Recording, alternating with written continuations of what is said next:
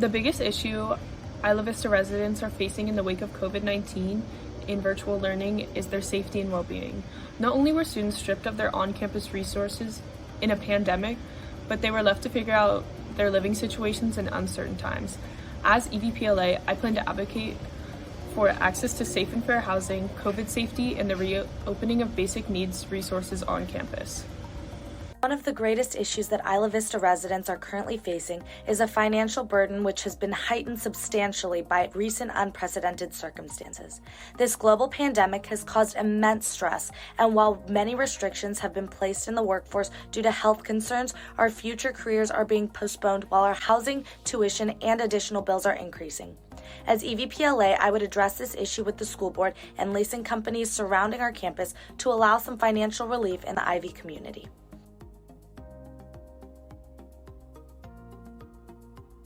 Residing in Ivy has allowed me to gain an inside understanding of the community itself.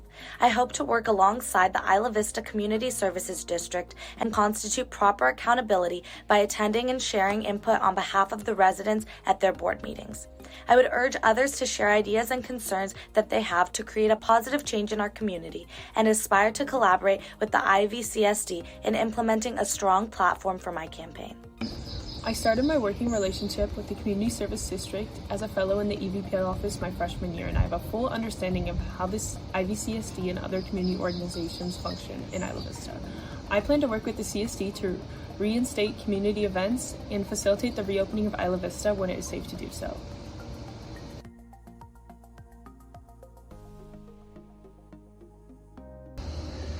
First and foremost, I believe that housing shouldn't be conditional.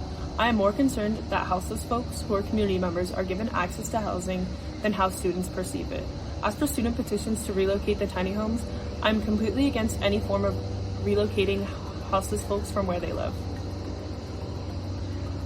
I believe that since the tiny homes were created with the intent to eventually move the occupants into permanent housing, then that should be a goal to work towards.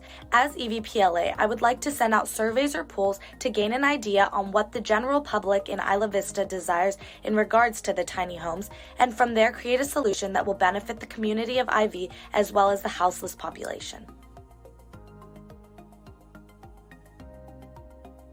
Within Greek life, I've recognized the strength that people have when united, and because my sorority's philanthropy has a mission to aid survivors and those affected by domestic violence, it has given me a greater insight on the issue. At other colleges, light posts were implemented that allowed direct contact to nearby police in order to gain people with immediate access to protection when prompted with discomfort. I would like to expand the student volunteer program done on Halloween in Deltopia by the EVPLA office and the Public Safety Commission. A lot of students are more comfortable with their peers rather than law enforcement or even CSOs. I believe training students on intervention programs is one of the best ways to protect our community. I will always support survivors.